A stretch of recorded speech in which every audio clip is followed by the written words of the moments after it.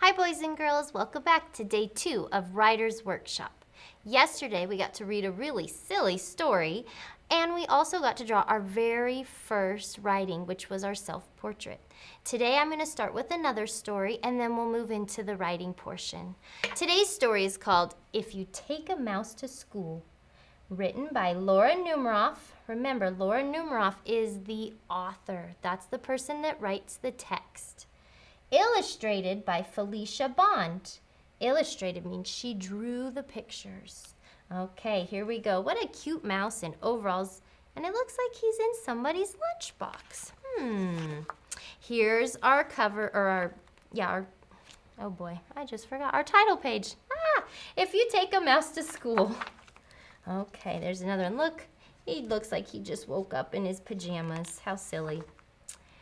If you take a mouse to school, he'll ask you for your lunchbox. When you give him your lunchbox, he'll want a sandwich. Oh my goodness. And a snack for later. Then he'll need a notebook and some pencils. He'll probably want to share your backpack too. When you get to school, he'll put his things in your locker and take a look around. Look, where's the mouse? Let's see. There he is. Oh my goodness. Looks like everybody else sees him too. He might do a little math and spell a word or two. He'll even try a science experiment. Oh my goodness, what a mess. Then he'll need to wash up. You'll have to take him to the bathroom. Once he's nice and clean, he'll be ready for his lunch. On the way to the lunchroom, he'll see some building blocks. He'll build a little mouse house. That kind of looks like a mouse mansion to me. And make some furniture out of clay.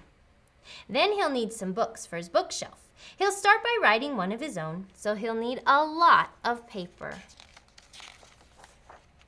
He'll probably use up all your pencils.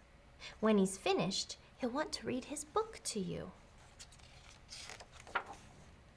Then he'll want to take it home, so he'll put it in your lunchbox and tuck it in a safe place. I don't think that's where the lunchboxes go. When the bell rings, he'll run out to wait for the bus. Look, there he is. He's going to get run over. You better be careful. While he's waiting, he'll play a quick game of soccer. Then he'll ask you to shoot a few baskets and do a little skateboarding. I think he likes that. When he stops to catch his breath, he'll want to eat his snack. So he'll ask you for your lunchbox.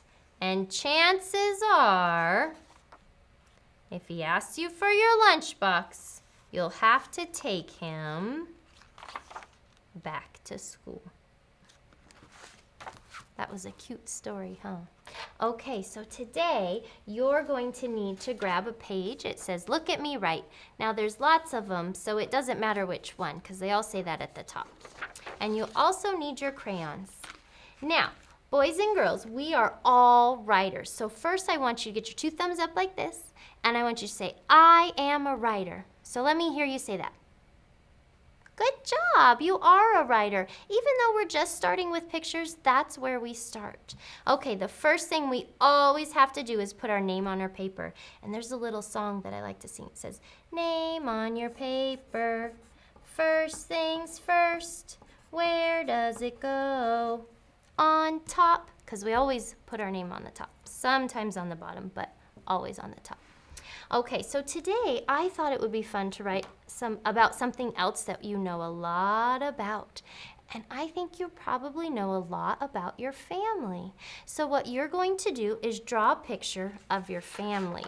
Now, you don't have to put all your aunts and all your uncles and your grandparents and your cousins, because this paper is not enough for my family. So I'm going to put just the people that live in the house with me, so you can do the same thing. Okay, so I'm going to start off. I'm going to draw their heads first because it goes quicker this way. I'm going to draw Mr. Arms. He's the tallest. And then Mrs. Arms is close. And then Max, he's actually taller than me. So he used to be smaller, and now I have to draw him taller than me. And then I have Alex. She's shorter. And then Maddox, who's really short. So I have our heads. I like to add all the details first. So let's see. I have green eyes, and Maddox has green eyes, and Mr. Arms has blue, Max has blue, and Alex has blue. And Mr. Arms has short brown hair, Max has brown hair, and the rest of us have blonde hair. I have long blonde hair, so does Alex. Maddox's is actually kind of short right now, so we'll just make her short. Okay. Now, we need to add little smiles really quick. So I'll add a little smile to everybody because everybody's happy. We want to add all these details because if I were to look at your picture and all I saw were circles, I wouldn't know who was in your family. So you have to add those little details so I know what you're writing about. Okay, now we have to draw some clothes. Mr. Arms needs a shirt because we never want anyone to be naked in our pictures. So we always add clothes. No naked people in here. And I'm just going to make theirs the same. And I'm going to give him some arms and hands. Oh boy, now his hands, I should have drawn them a little bit further apart. But that's okay. Okay, and they need some pants. Because they don't go around without pants on. And we've got pants. Okay, and then I also don't want to forget their shoes. Because otherwise it looks like they don't have any feet right now. And we want to make sure that it's as realistic as possible. Okay, now I'm going to wear a dress. So I like to draw my dress. And Alex can wear a blue dress.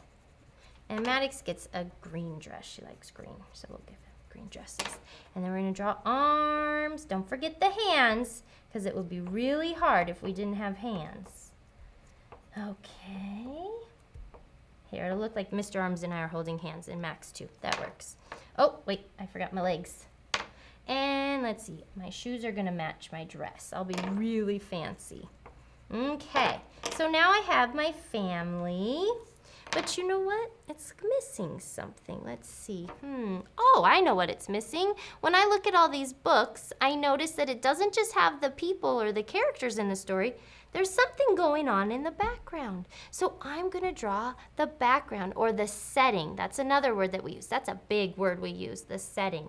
Okay, so we're going to be outside. I'm going to add some clouds. And I'll add the sun. There's my sun, and I like to make it look like it's got rays, sun rays coming out. And we're going to be, let's see, where are we going to be? We're going to be at the park. So behind us, I'm going to draw lots of green grass, and I'm just going to kind of lightly color it in so that it doesn't look like Maddox's dress is made of grass, okay? And then if you want, you could add some more background. You could draw some mountains back there because we do live in the mountains, and maybe you want to draw the river. You could even draw the river in there. And there's the river. And I said we were at the park, and a park has toys usually, so we need to draw at least a slide. So here's my slide. And then maybe we need a swing set back here. It's kind of far behind us, and now it looks like it's in the river. Oh boy, but that's okay. But you get the idea. Now, if you want to go a little bit further today, you can get your pencil and you could start to label who is in your picture. So this is Mr. Arms, and I'm going to put an M for Mr. Arms above him. And Mrs. Arms, we all have an M, oh my gosh.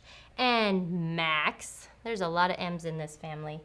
And Alex, oh, she starts with an A.